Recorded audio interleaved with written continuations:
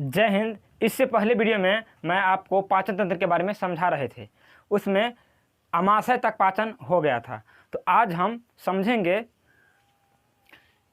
कि पाचन अमाशय से आगे कैसे होता है। तो सबसे पहले एक बार फिर से हम रिवाइज कर देते हैं। देखिए, सबसे पहले जो है हम खाना जब खाते हैं तब हमारे सलाइवा में खाना मिलता है और उसे में कार्बोहाइड्रेट यानी स्टार्च को पचाता है। फिर वहाँ से खाना बोलस कहाँ जाता है? तो हमारे अमाशय में जाता है। ग्रास नली से होते हुए कहाँ जाता है? अमाशय में जाता है। और अमाशय में बोले थे 3 भाग होता है और उसमें से पहली भाग ऊपरी भाग में HCl यानी कि हाइड्रोक्लोरिक अम्ल स्रावित होता है, जो हमारे भोजन में यदि बैक्टीरिया होता है उसको मारता है और भोजन को अम्लीय बनाता है ताकि पेप्सिन प्रोटीन को पचा सके, क्योंकि पेप्सिन अम्लीयता को ही पचाता है। अब देखिए, इसमें एक रूजी होता है जो भोजन को 3-4 घंटा तक रोक कर रखता है। यदि रूजी ना रहे तो हम तुरंत भूख लगेगा, यही बताए थे।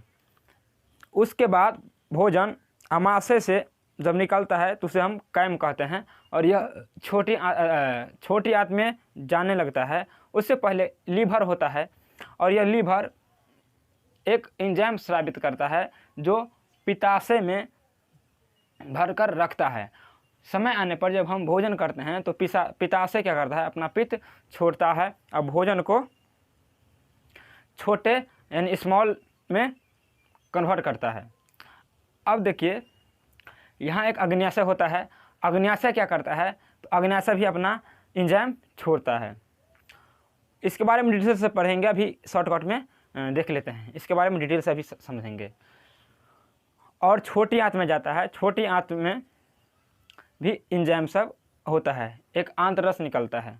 छोटी आंत में लगभग पूर्णतः पाचन होने के बाद उसमें एक रसांगुर होता है जो भोजन को अवशोषण करता है और वह ब्लड तक ले जाने में हेल्प करता है और ब्लड पूरा शरीर में ले जाता है और माइटोकॉन्ड्रिया ऊर्जा बनाता है, जिससे हमें ऊर्जा मिलता है। अब देखिए, जब भोजन जो नहीं पचता है यानी कि पचा हुआ पूरा रहता है, वह भोजन फिर कहाँ जाता है? बड़ी आंत में जाता है और बड़ी आंत में जल का अवशोषण होता है। और बड़ी आंत से होते हुए यह मल द्वार यानी कि रेक्टम तक, मलाशय तक चला जाता है। और समय आने यहाँ से जब भोजन नीचे आता है, यहाँ से जब भोजन निकलता है, तो हम कैम कहते हैं। क्या कहते हैं? कैम। और कैम जब नीचे उतरता है तो यहाँ लीवर क्या करता है? लीवर पित्त का निर्माण करता है। किसका निर्माण करता है? पित्त का। और पित्ताशय में स्टोर करके रखता है और पित्ताशय भोजन में मिलता है। यह काम क्या करता है? तो यह इसका पित्त का pH मान होता है 8, यानी कि यह क्षारीय होता है। और भोजन को वसा जो होता है उस वसा को पचाता है। और इसमें क्या होता है? तो जब भोजन अम्लीय रहता है, अभी बोले थे कि इससे HCl का निर्माण होता है, हाइड्रोक्लोरिक अम्ल का। अब क्या, ये अम्लीय है, इसे फिर क्षारीय बनाना है, क्योंकि अब जो अग्न्याशय जो पचाएगा तो यह पचाएगा क्षारीय को, अम्लीय को नहीं पचाएगा। तो यहाँ पर क्षारीय बनाना अनिवार्य है, इसीलिए यहाँ पर फिर क्षारीय बनाना पड़ता है। तो देखिए, वसा का पाचन होता है और एंजाइम होकर भी यह पाचन नहीं करता है। यह एंजाइम नहीं है, फिर भी यह पाचन करता है। फिर इसे भी उत्तेजित करने के लिए ये कोलेसिस्टोकाइनिन होता है जो इसे उत्तेजित करता है। देखिए, इसमें तो स्टोर रहता है, लेकिन जब भोजन यहाँ आता है तो एक हार्मोन होता है कोलेसिस्टोकाइनिन जो इसे जगाता है, बोलता है अरे उठो उठो, यहाँ पर भोजन आ रहा है और छोड़ो, जल्दी पित्ताशय छोड़ो, क्षारीय करो, नहीं तो अग्न्याशय बहुत खचरा है, ये नहीं पचाएगा। क्योंकि तो अग्न्याशय बोलता है हम क्षारीय को ही पचाएंगे, नहीं तो नहीं पचाएंगे। देखिए, आज थोड़ा लाइट का व्यवस्था नहीं है, लाइट कटा हुआ है, थोड़ा अंधेरा हो रहा है, इसके लिए कोई बात नहीं, अगले वीडियो में फिर साफ सफाई रहता है। अब देखिए, सेक्रेटिन द्वारा उत्तेजित, मतलब कि अग्न्याशय को सेक्रेटिन उत्तेजित करता है। कौन उत्तेजित करता है? सेक्रेटिन। अब अग्न्याशय को भी तो कोई उठाएगा, ये भी सोया रहता है, इसको उठाने के लिए कौन सा हार्मोन छोड़ता है? सेक्रेटिन द्वारा छोड़ता है। अग्नाशय क्या करता है? यह एक ग्रंथि है, पूर्ण पाचन एंजाइम इसे कहते हैं। इसे क्या कहते हैं? पूर्ण पाचन एंजाइम। देखिए सबसे पहले लार ग्रंथि जो था उसमें सिर्फ कार्बोहाइड्रेट को पाचन होता था, लेकिन ये ऐसा ग्रंथि है 3 ठो एंजाइम छोड़ता है। LAT, L से लाइपेज, A से इमाइलेज और T से ट्रिप्सिन। ये देखिए ट्रिप्सिन क्या करता है? ट्रिप्सिन प्रोटीन को जो पेप्टोन में बदला है, म्यूकस से पेप्टोन में बदल दिया है, उसे यह पेप्टाइड में बदल देता है। किसमें? पेप्टाइड में, और छोटा कर देता है।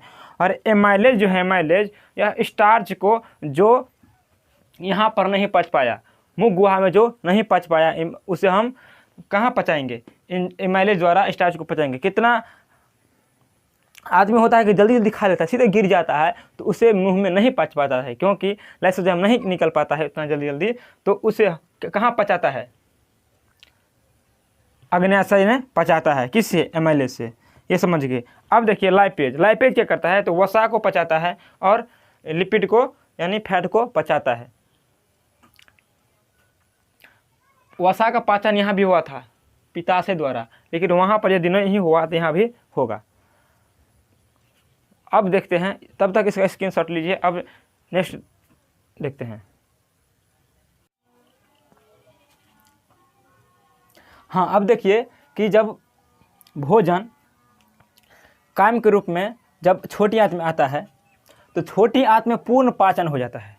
छोटी आंत में पूर्ण पाचन हो जाता है और इसमें अवशोषण भी हो जाता है। इसमें बिली होता है जो अंगुली जैसे संरचना होता है, उसे हम रसांगुल भी कहते हैं। इसमें पूर्ण अवशोषण हो जाता है। छोटी आंत के 3 भाग होता है। पहला भाग होता है उसे हम ग्रहणी कहते हैं। ध्यान दीजिए, यहाँ पर जो रहता था वो ग्रसनी रहता था, यहाँ ग्रहणी है। तो सबसे पहली भाग को ग्रहणी कहते हैं, इसे ही पकवास कहते हैं। इससे क्या होता है? तो सेक्रेटिन और कोलेलिस्टोकाइनिन निकलता है। अब ये बताए हैं कि ये जो है सेक्रेटिन यह अग्नाशय को जगाता है कि जाग जाग आ रहा है भोजन, और इसमें क्या करता है? यह अपना एंजाइम निकालता है। और ये जो था कोलेलिस्टोकाइनिन, यह किसको जगाता है? तो यह पित्ताशय को जगाता है। तो यह तो जगाता है, उसे यही हार्मोन निकलता है, तब इसमें से एंजाइम निकलता है, नहीं तो नहीं निकलेगा। देखिए इससे एंजाइम नहीं निकलता है, छोटी आंत से एंजाइम नहीं निकलता है। याद रखिएगा, इसमें से केवल हार्मोन ही निकलता है, यही 2 हार्मोन निकलता है। दूसरा भाग होता है जेनुनम। इसमें कोई पाचन नहीं होता है, यह केवल फैलाने के लिए रहता है। और तीसरा है अंतिम जो है इलियम। इलियम में पूर्ण पाचन हो जाता है और यहाँ पर अवशोषण हो जाता है।